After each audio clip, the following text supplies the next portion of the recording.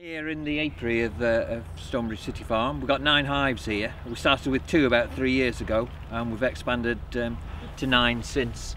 We got the original bees came from a fella in Derbyshire, Honeypot Farms, and they were excellent bees. Since then we've bred our own bees, and we've also provided 12 colonies for local beekeepers who we've trained up here. And started with beekeepers. We've actually trained 35 beekeepers now on the farm. 12 have now got bees, and the rest will be getting bees next year. What you need to, if you're beekeeping, is a smoker. The smoker provides smoke and it just calms the bees down. I'm going to light the smoker now. Dead wood, dried wood, rotting wood is the best smoker fuel.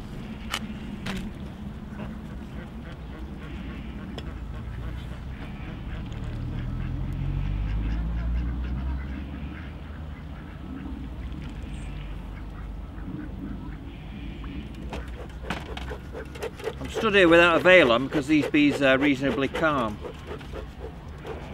and I know them. I'm just going to have a look in, but I will put my veil on before I look in. I don't want bees buzzing around my head, it's a bit off-putting. That's a bee veil.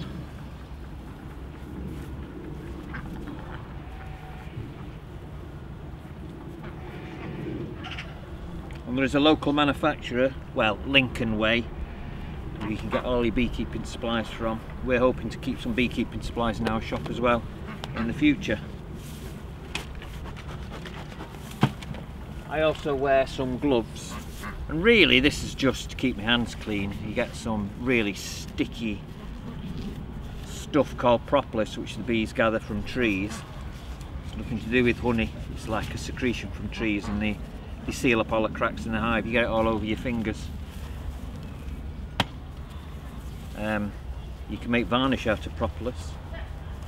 And I put the gauntlets on because bees like to crawl up and sting you on the arms. Well, there's the roof. Take the roof off. I'm going to have a quick look in this hive. Yeah, this is a very quiet hive, quite a small hive. This is one we've been building up for next spring. I've got some medicine on there. This is for a treatment for varroa, which is the parasitic mites some people will know about. It's moved over from another species of bees and now moved over to the European honeybee. We do treat it, and we can keep it under control by treating once a year with this thymol based medicine.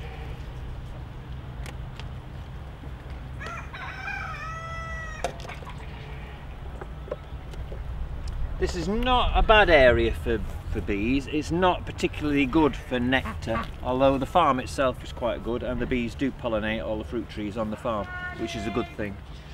As far as honey is concerned, it's not a particularly good area, although we do get some honey.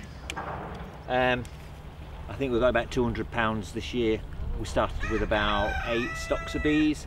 It's not that good. I've got some bees down at Aspley, just down the road there, and they literally got 5 times as much honey as the bees down here.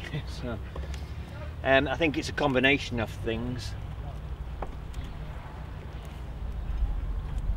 One is the available flowers in this area, because they do have to fly quite a long way to get to the lime trees where they get most of the nectar from in the summer. Aspley, they can literally walk out the hive and crawl up a tree. The other thing is the quality of the bees here has certainly deteriorated. There's a wasp trying to get in there, look.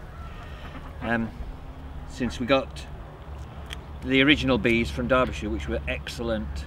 The trouble is you cannot control matings, and so when the original queens were declining and the bees replaced those queens, the virgin queen flew out and mated with local bees around here, and the bees were not particularly good. What I'm trying to do now is to replace these queens with some bees I've mated down at Aspley and down at Thrumpton, where I've got some other hives.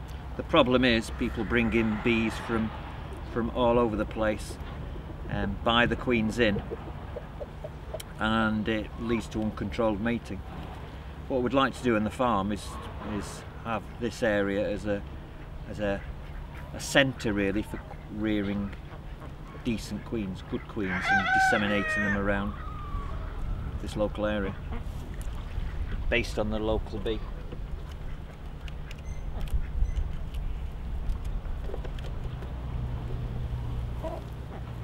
What we've got here is a brood comb.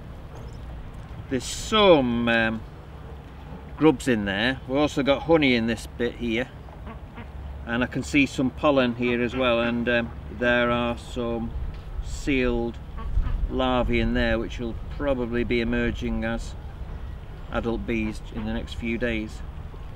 As you can see, they're quite calm. I could actually go through these without a veil on. In fact, they're very calm, and it's quite a small colony. It will get through the winter okay. Yes, I can still see the queens laying in there. I can see some eggs, and I can see some larvae.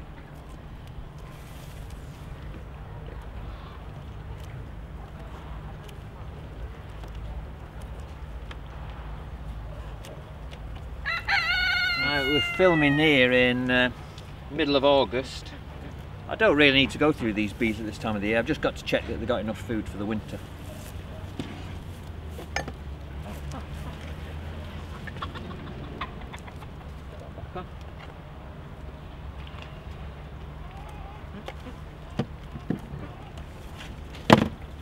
Honeybees are a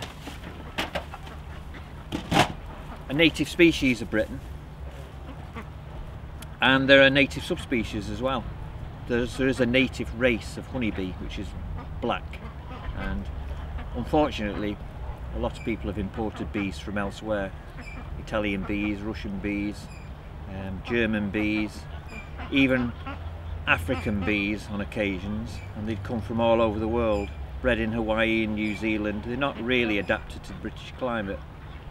What we're interested in is breeding local bees, native bees, and getting back to the bee which is acclimatised to this area.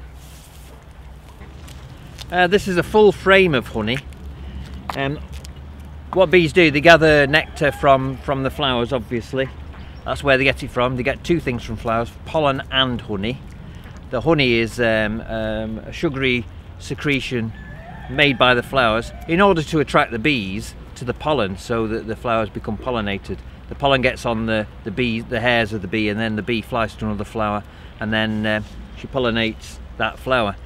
She's rewarded by getting a little bit of sugary liquid from the bottom of the flower, which is quite a complex liquid actually. It's got a lot of aromatic oils in, lots of different types of sugar. They then bring it back to the hive and put it in the little cells, which you can see here. At this point it's quite dilute, and the bees then have to evaporate some of the moisture out of it, and it does change a little bit chemically. When it's got to a certain consistency, less than 20% moisture, usually about 15% or even down to 10%, then they'll put a little wax cap on it. It'll then keep almost indefinitely, and I've had honey in the hive which they've been using. I don't extract all the honey, but if it's in the brood nest, I think some of that honey's been there for 2 or 3 years. It doesn't really deteriorate. We do take honey off every year, of course, and we sell it fresh, but that's from the upper boxes of the hive. If I uncap this, you can see that there's liquid honey underneath it. There you go. When I put that back in the hive, they'll clean that up and put another wax cap on it. The bees collect nectar really for their own stores to get them through the winter. However, they don't stop when they've got enough to get them through the winter. They only need about 15 kilos, and they will collect a lot of honey, and the beekeeper takes the surplus off, making sure that they do have enough for themselves over the winter. So although the beekeeper is exploiting the bee in a way, the beekeeper obviously looks after the bees, gives them somewhere that's safe to live in, and just takes the surplus. So it's a working relationship the beekeeper has with the bee, and a good beekeeper will make sure that they've always got enough to get them through the winter. This has very light honey, and I would think that that's lime honey, that one. We do get a lot of dark honey around here as well, and all the different honeys have different flavours, of course, depending on where they've been gathering the nectar from. Lime honey is a very, very nice honey, but we do get honey as well from dandelions and from blackberry around here, and from fruit trees, of course. You can see these bees here have spotted this uncapped honey and they're licking it up and cleaning it up. We get the honey out by taking the wax cap off with the little fork and putting it in a centrifugal extractor, a bit like a spin dryer when you turn it with a handle, and the honey spins out, it hits the side, runs down. I collect it in a big polythene bucket, put it through a strainer, which is just a cloth, and from there it goes straight into the jars. So you can see it's a very natural and very pure product. It's not heated, it's not blended, nothing's added to it. Comes straight out of the hive, into the strainer, into the jars, and that's it. You can also cut this honeycomb out and put it into little tubs, and that's even purer because it comes straight out of the hive, straight into the tubs. There's nothing like having pure honey straight from the hive, and I sometimes get big finger loads of it and put it in my mouth, and it's nice and warm and it's not beautiful. Yeah.